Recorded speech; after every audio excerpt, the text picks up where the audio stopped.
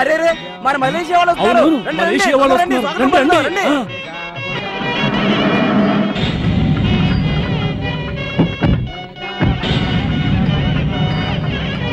రండి రండి, మీకోసం వెయిట్ చేస్తున్నాం. రండమ్మా. నమస్కారం వెంకటరాయుడు గారు. నమస్తే.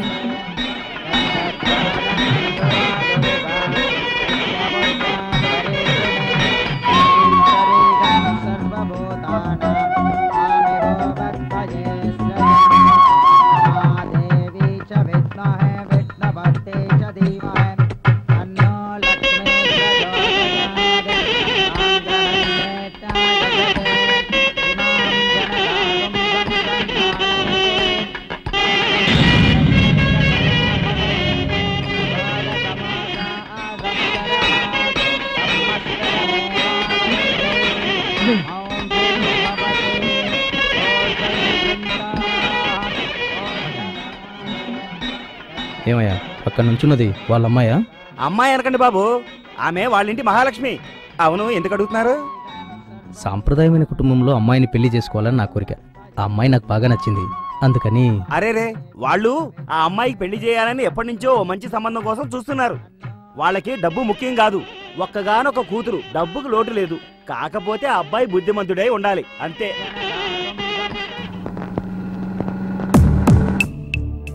ఏమండే, ఆ మలేషియా వాళ్ళ అబ్బాయికి మన స్వాధీనం చేసుకోవాలని ఆశపడుతున్నారు, కానీ మీరేం సమాధానం చెప్పరేంటి? ఇది ఆడపిల్ల వ్యవహారం కదా పెద్దిరాజు, ఆలోచించి నిర్ణయం తీసుకోవాలి. అవునవును, అది నిజమే. నా ఇంట్లో ఉంటానికి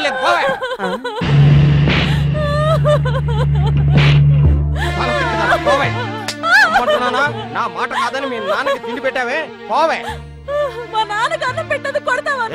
నన్ను ఎదురించే ధైర్యం వచ్చిందా నీకు? నిన్ను ఇక్కడున్నా ఉంటే నీ ప్రాణం తెస్తాను.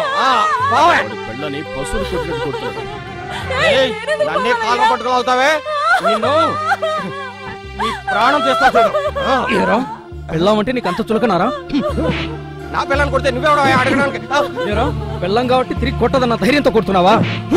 ఆడదంటే ఎవరో తెలుసారా నీకు? ఆడదంటే ఆదిశక్తిరా. ఆడవాళ్ళ మీద చెయ్యి చేసుకునే నీలాంటి వాళ్ళ చెయ్యి నరికేరా. ఎక్కడ స్త్రీలు గౌరవించబడతారు అక్కడ దేవతలుంటారా? పోరా, నువ్వు లోపలికి వెళ్ళమ్మా. ఇంకోసారి ఇలా చేశావో జాగ్రత్త, లోపల తీసుకెళ్ళరా.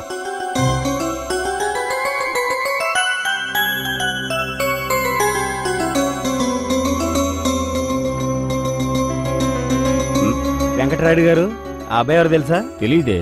అతనే మన స్వాతిని పెళ్లి చేసుకుంటామని అడిగే మలేషియా వాళ్ళ అబ్బాయి. వీడేనా వాడు? ఎదుటివాడి పిల్లని కొడుతుంటేనే సహించలేకపోయాడు. వీడు గ్యారెంటీగా పిల్లని బాగా చూసుకుంటాడు. పెద్దరాజు అయ్యా, వీడేనయ్యా మా ఇంటి అల్లుడు. కీరవాణి గారు ప్రతి పాటను ఒక ఛాలెంజ్ గా తీసుకొని కంపోజ్ చేయటం మరో ఎత్తు. సాంప్రదాయ బాణీలు చెడకుండా సినిమా పద్ధతి పాటిస్తూ ఆయన 2 పడవల మీద అద్భుతంగా ప్రయాణం చేశారు. నటీనటులు, ముఖ్యంగా నాగ్, స్నేహ, సుజాత పాటల్లో విలీనమైపోవటం ఏదో కొత్త లోకానికి తీసుకెళ్లినట్టు జనం ఫీల్ అయిపోయారు. ఇక రాఘవేంద్రరావు గారి గురించి చెప్పేదే ఉంది. అణువణువు తానే విశ్వరూపం చూపించారు.